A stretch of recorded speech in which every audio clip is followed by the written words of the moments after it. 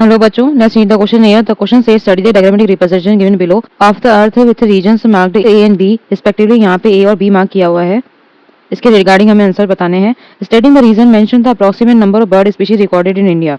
Reason बताकर हमें ये बताना है कि कितनी बर्ड स्पीशीज रिकॉर्ड हुई है इंडिया के अंदर. Let's see the key concept here. Latitudinal pattern.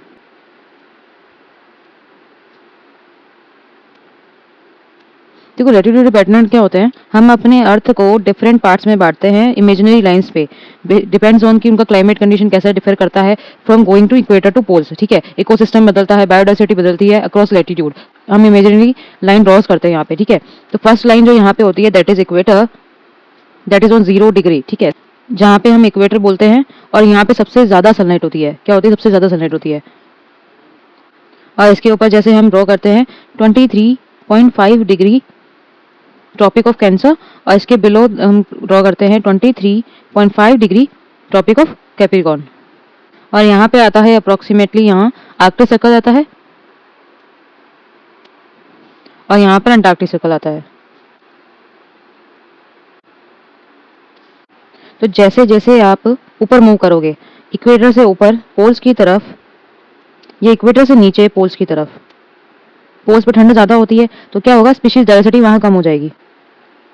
Species diversity on poles is very less than on equator. जैसे जैसे आप इक्वेटर से मूव करोगे पोल्स की तरफ तो स्पीशीज डाइवर्सिटी डिक्रीज होती जाती है. ठीक है, क्योंकि वहाँ पे कूल एनवायरनमेंट है, वहाँ पे कंडीशन ऐसी नहीं है जहाँ पे बहुत सारी डाइवर्सिटी सर्वाइव कर सके. सो कोलंबिया जो है, जो नियर द इक्वेटर है, उसकी स्पीशीज डाइवर्सिटी कितनी है? 400. ये बर्ड स्पीशीज डाइवर्सिटी है, ये बर्ड स्पीशीज डाइवर्सिटी है.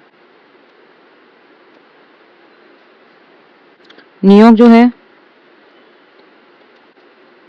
उसकी 105 बर्ड स्पीशीज है. ग्रीनलैंड जो है उसकी बर्ड स्पीशीज है, इसकी बर्ड स्पीशीज है अप्रोक्सीमेट 56 एंड इंडिया अप्रोक्सीमेटली 1200. तो जो कोलंबिया होता है ना वो मेनली इक्वेटर के पास होता है अप्रोक्सीमेटली यहाँ पे. ओके, जिसकी मैंने कितनी स्पीशीज बताई? जिसकी 1400 स्पीशीज है, क्योंकि इक्वेटर के पास है तो स्पीशीज डाइवर्सिटी ज़्यादा है इसकी. और 41 डिग्री नॉर्थ पे पड़ता है हमारा न्यूयॉर्क, जो कि अप्रोक्सीमेट होगा यहाँ पर. तो स्पीशीज डाइवर्सिटी कम हो गई.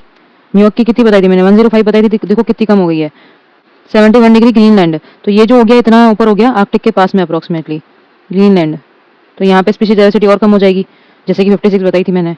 है इंडिया इन बिटवीन, यहाँ पे रिलाई करता है ट्रॉपिक में और टेम्परेट रीजन दोनों में. ठीक है, तो इंडिया यहाँ पे इन बिटवीन पड़ता है.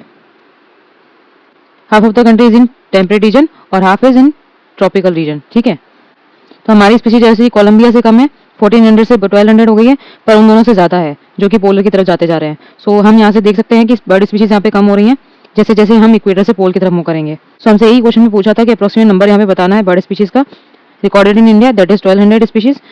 और जो ए और बी यहाँ पे दे रखे हैं, ए जो है वो इक्वेटर के पास रिलाई कर रहा है तो यहाँ पे स्पीशीज डाइवर्सिटी ज़्यादा होगी. बी जो है वो पोलर रीजन में ज़्यादा आ रहा है, 60 to 90 डिग्री साउथ पे हो गया ये, तो भी पोलर की तरफ तो जा ही रहा है, तो यहाँ पे भी स्पीशीज डाइवर्सिटी कम होती जाएगी. So hope you understood very well. Best of luck.